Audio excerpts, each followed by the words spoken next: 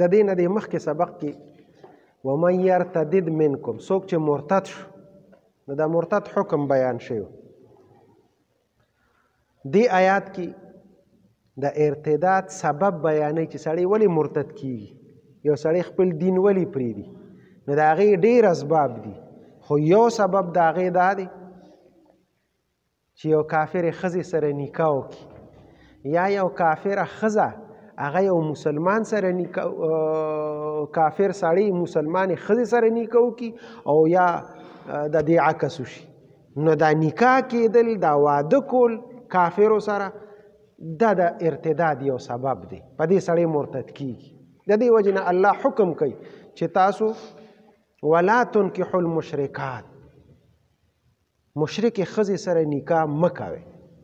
مشرکه څه ته وایي؟ چې بوتانو ته سجده لګوي، د غیر الله عبادت کوي. چې بوت ته سجده لګوي مطلب دا شو چې دا مشرکه ده. اوس دې سره نکاح کول دا حرام دي. اسلام نه سړی کولی شي نکاح او نه ښځه کولی شي. یو اهلی کتاب دی، نو د اهلی کتابو باره کې اجازت شته. اهلی کتابو سره نکاح کول جایز دي، او هغې کې بیا د سړي نکاح اهلی کتابیې ښځې سره د دې جواز شته. خو د ښځې نکاح، د مسلمانې ښځې نکاح اهلی کتاب سړي سره، یهودي سره یا عیسائی سره دا نشي کېدی. وایي دا مه کوئ، ځکه ښځه کمزورې ده، نو ښځه د خپل دین نه اړوي هغوی، او سړی چې دی نو دا زورور دی، نو که د هغوی ښځه وکړي نو مسلمانه به یې کړي. خو ښځه چې دی نو بیا د خپل ایمان حفاظت نشي کولی په هغه کور کې. د دې وجې نه وایي ښځه دی یهودي او نصراني سره نکاح نه کوي مسلمانه، که سړی هغوی سره نکاح کوي نو اودي کې اجازت شته، اسلام کې اجازت شته، اهلی کتابیې سره نکاح کولی شي. خو د حضرت عمر رضی الله تعالی عنہ دور کې څه داسې واقعات وشو چې هغې سره نکاح کې نقصان و، مسلمانانو ته نقصان میلاو شو. عیسایانو سره یې واده وکړو، یهودانو سره یې واده وکړو مسلمانانو، او د هغې نه نقصان جوړ شو.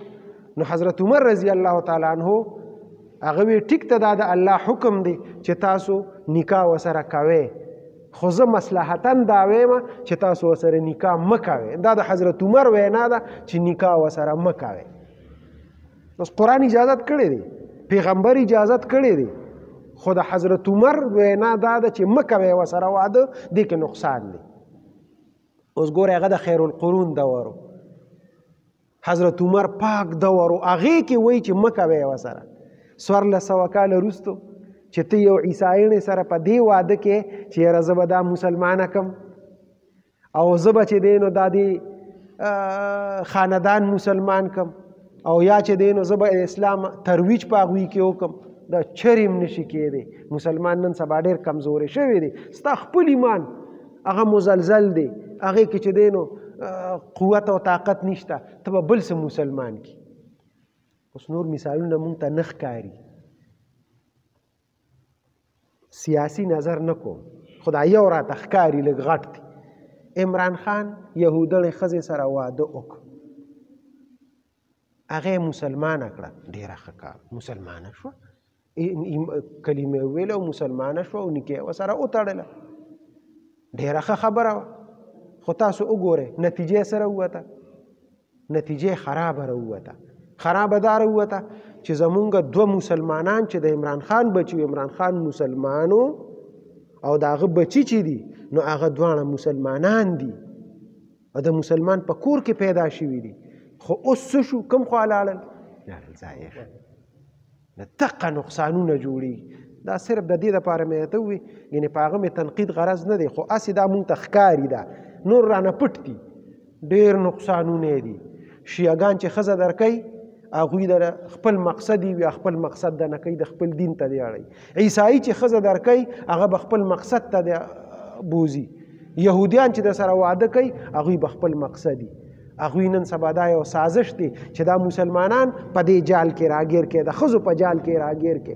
د دې وجې نه حضرت عمر هغه وینا ډېره بهتره ده چې یاره تاسو ورسره واده مه کوئ، دې کې خیر دی.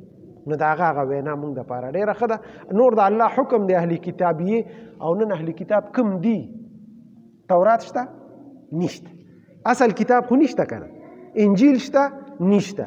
خو زه خیر دی بیا هم کتاب یې نشته، خو یو یهودنه ښځه ده هغه وایي چې زه په موسی علیه السلام ایمان لرم، زما هغه پیغمبر دی. ټیک ده چې پیغمبر او دا نور پیغمبران هم ټول منم، نو څه به کوې بیا؟ واده ورسره جایز دی.